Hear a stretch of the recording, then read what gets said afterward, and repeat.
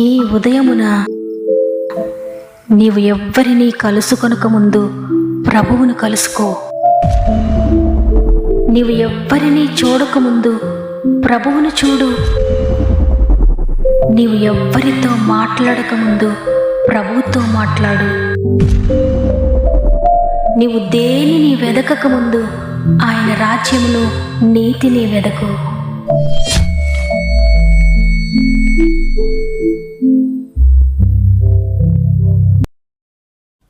Praise the lord. ఈ ఉదయకాలమున God first అనే వాగ్దాన కార్యక్రమానికి హృదయపూర్వకంగా మిమ్మల్ని అందరినీ మరొక్కసారి ప్రేమతో ఆహ్వానిస్తూ, ప్రభువును రక్షకుడైన యేసుక్రీస్తు వారి అతి శ్రేష్టమైన నామములో మీ అందరికీ నా యొక్క ప్రత్యేకమైన శుభములు తెలియజేస్తున్నాను. ఈ ఉదయకాలంలో మీరంతా ఎలా ఉన్నారు ప్రియదేవుని బిడ్డలారా? మీరంతా బాగున్నారని నమ్ముతున్నాను. దేవుడు తన కృపచేత ఈ విధంగా మనలందరినీ నిలువబెట్టి సజీవులుగా ఉంచి ఆయన మాటలు విని ప్రార్థించి గొప్ప తరుణాన్ని మరొకసారి అనుగ్రహించారు. అందుని బట్టి దేవునికి స్తుతి చెల్లిస్తున్నాను. మనము నమ్మదగిన వారం కాకపోయినప్పటికీ కూడా దేవుడు మానక ప్రతిరోజు మనతో మాట్లాడుతూ, నేను నీకు తోడుగా ఉన్నాను, నేను నిన్ను ఎప్పటికీ విడువను, ఎడబాయను, అందువల్ల ఎంత మాత్రం దిగులు పడొద్దు, కలవరపడొద్దు, భయపడొద్దు, నేను నిన్ను నడిపిస్తానని ప్రతిరోజు మాట్లాడుతున్నారు.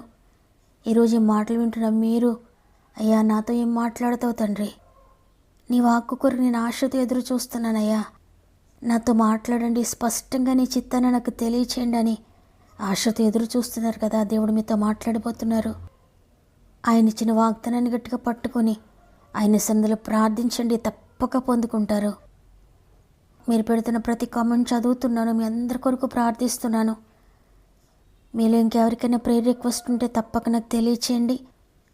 మీ అందరి కొరకు ప్రార్థించి ప్రభు చేతులకు మీ సమస్యలను అప్పగించుకుంటూ ఉన్నాను. ఆయన మీ సమస్యను డీల్ చేయబోతున్నారు. ఆయనకు అప్పగించి ధైర్యంగా ఉండండి. విశ్వాసంతో ఆయన కార్యం కొరకు ఎదురు చూడండి. సమస్త మహిమ, ఘనత, ప్రభావములు దేవునికి చెల్లునుగాక. ఈరోజు దేవుడు మనకు అనుగ్రహిస్తున్న శ్రేష్టమైన వాగ్దానం కీర్తనల గ్రంథము 91వ అధ్యాయము 7వ వచనము. నీ ప్రక్కను 1000 మంది పడినను, నీ కుడి ప్రక్కను 10,000 మంది కూలినను అపాయము నీ యొద్దకు రాదు. ఆమేన్. ఈ భయంకరమైన దినాలలో ఎప్పుడు ఏమి సంభవిస్తుందో కూడా తెలియని పరిస్థితుల్లో మనిషి ఆందోళన చెందుతూనే జీవిస్తూ ఉన్నాడు. ఈ లోకంలో అపాయం సంభవింపకూడదని ఎన్నో ప్రయత్నాలు చేస్తూ, ఎంతో జాగ్రత్త తీసుకుంటూ, బిడ్డలు సురక్షితంగా ఉండాలని, తన కుటుంబం అంతా సురక్షితంగా ఉండాలని ఎంతో ఆశపడి ఎన్నో రకాలుగా ప్రయత్నిస్తూ కష్టంగా జీవితాన్ని ముందుకు కొనసాగిస్తున్న ఈ భయంకరమైన దినాలలో దేవుడు ఈరోజు మాట్లాడుతున్నాడు. నీ ప్రక్కన 1000 మంది పడిపోయినా, నీ కుడి ప్రక్కన 10,000 మంది కూలిపోయినా అపాయము నీ వద్దకు రాదు, ఎందుకంటే నేను నీకు తోడుగా ఉండి నేను నడిపిస్తానని. నిజమే కదా, గతించిన దినాల్లో భయంకరమైన పరిస్థితులు మనం ఎదుర్కొన్నాం.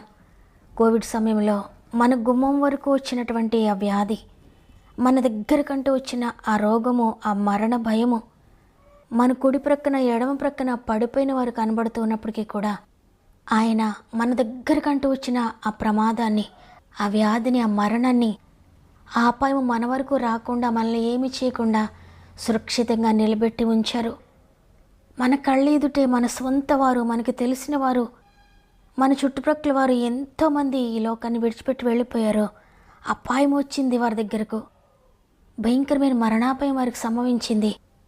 అయితే దేవుడు మనల్ని మాత్రం సురక్షితంగా నిలబెట్టారు. అందరికీ అపాయం సంభవిస్తున్నా అది మన దాకా రాకుండా ఆయన తన రెక్కలను అడ్డుగా పెట్టారు. ఆయన రెక్కల చాటున మనల్ని భద్రపరిచారు. ఆ మహోన్నతుడు తన చాటున మనల్ని భద్రపరిచారు కాబట్టి ఆ అపాయం నుండి మనం తప్పించబడ్డాం.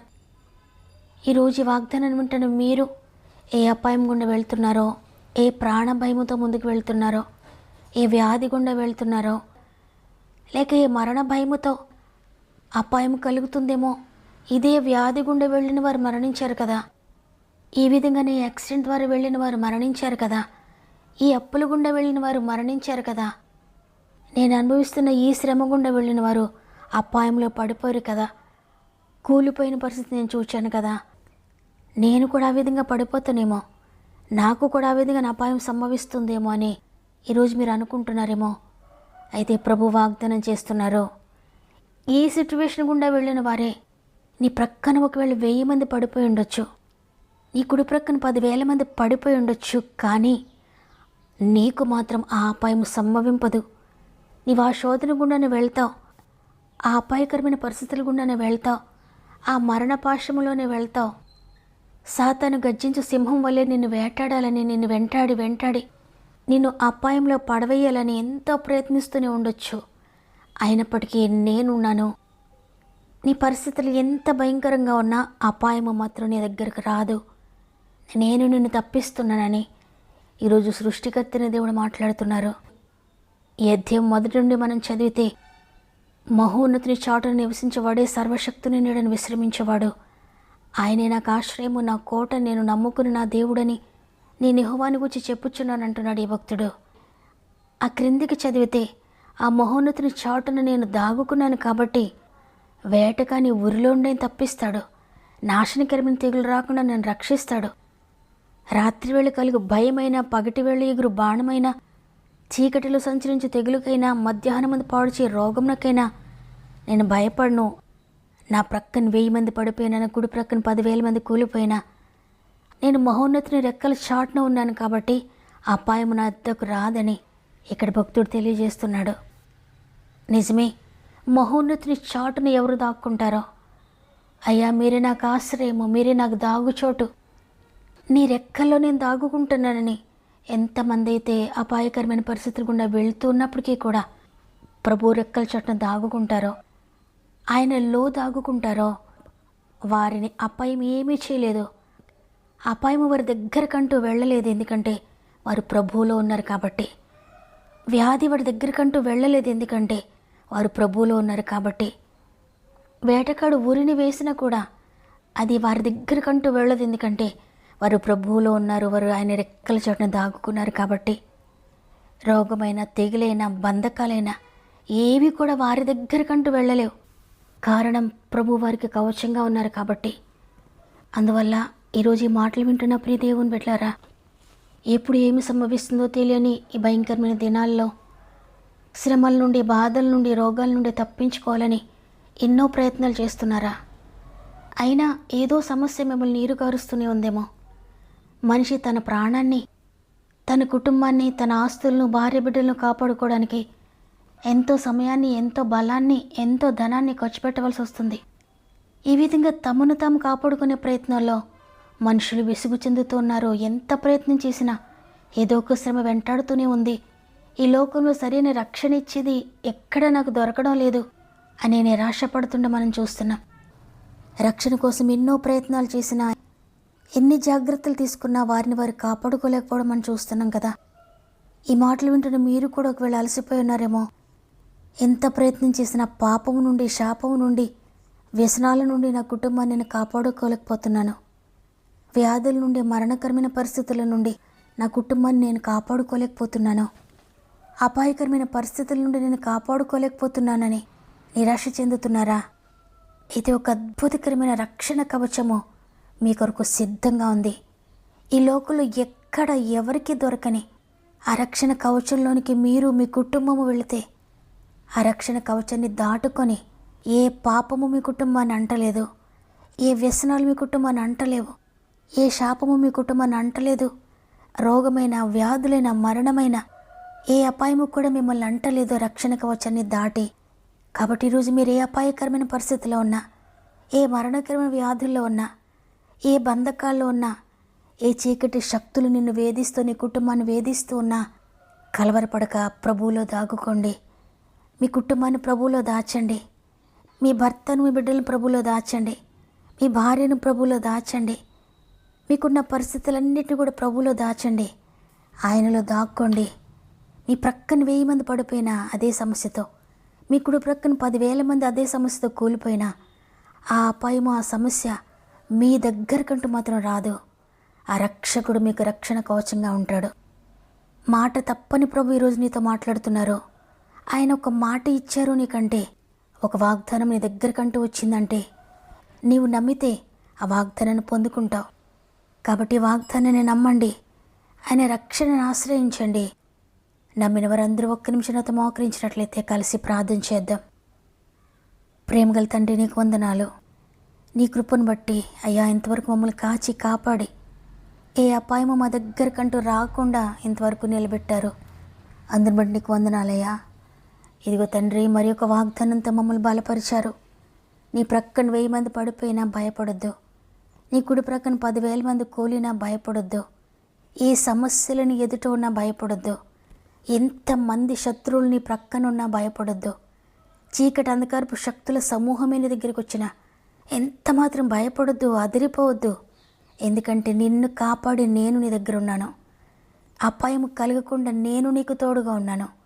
నేను నీకు రక్షకుడుగా ఉన్నాను. నేను నేను కాపాడుతానని వాగ్దానం చేశారు.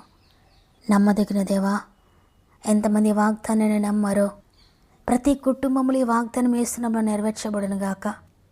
ఏ అపాయము వారికి సంభవించకుండా నీ అగ్ని కంచి ప్రతి కుటుంబము చుట్టూ వేస్తున్నందుకు వందనాలయ్యా. ప్రతి బిడ్డ చుట్టూ వేస్తున్నందుకు వందనాలయ్యా. దాటించి నీ రక్తములో మా ఆత్మీయ కుటుంబం అంతటినీ పెడుతున్నాను.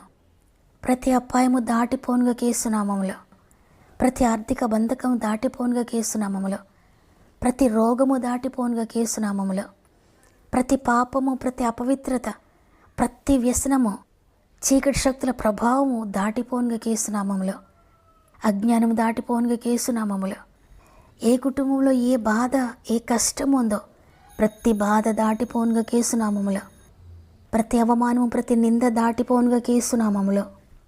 ఎంతమంది నీళ్ళు దాగుకుంటున్నారో వారు ఎంత ఇరుకులో ఉన్న, ఇబ్బందుల్లో ఉన్న, పోరాటంలో ఉన్న, నిందల్లో ఉన్న, ఒంటరితనంలో ఉన్న, అనారోగ్యంతో ఉన్న, బాధలో ఉన్న, కన్నీటి పరిస్థితిలో ఉన్న వారి పక్షంగా మీరున్నారు. కాబట్టి ఆ శ్రమల లోయలో నుండి తప్పక చేపట్టి లేవనెత్తుతారు. అప్పుల ఊబులో ఉన్న వారందరినీ లేవనెత్తండి అయ్యా. ఉద్యోగ విషయంలో అద్భుత కార్యం జరిగిస్తున్నందుకు వందనాలు. వ్యాపార విషయంలో అద్భుతం చేస్తున్నందుకు వందనాలు తండ్రి. వివాహ విషయంలో ఏ డెసిషన్ తీసుకోవాలో తెలియక సతమతం అవుతూ ఉంటే నీ చిత్తాన్ని వారికి బయలుపరచండి అయ్యా. గర్భఫలం లేక ఎంతమంది కన్నీటితో ఉన్నారో అద్భుత కార్యం జరిగిస్తున్నందుకు వందనాలు తండ్రి. స్వంత గృహాలు లేక ఎంతమంది నలిగిపోతున్నారో అద్భుతకరంగా స్వంత గృహాలు దయచేస్తున్నందుకు వందనాలు తండ్రి. గర్భంతో ఉన్న బిడ్డలందరికీ కూడా చక్కటి సేఫ్ డెలివరీస్ దయచేస్తున్నందుకు వందనాలు.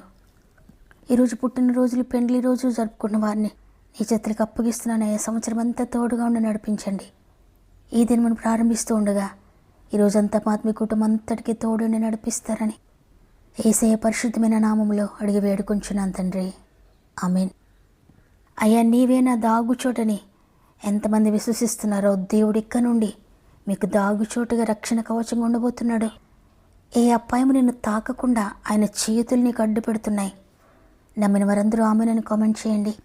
మీ ఇష్టాన్ని తెలియజేస్తూ వాగ్దాన్ని తప్పక లైక్ చేయండి. తెలిసిన వారందరికీ షేర్ చేయండి. దేవుని చిత్తమైతే తిరిగి రేపు అందరం కలిసి ఆయన స్తుతిందాం. అంతవరకు ప్రభు మీకు, మీ కుటుంబాలకు తోడు ఉండి నడిపించును గాక. God bless you.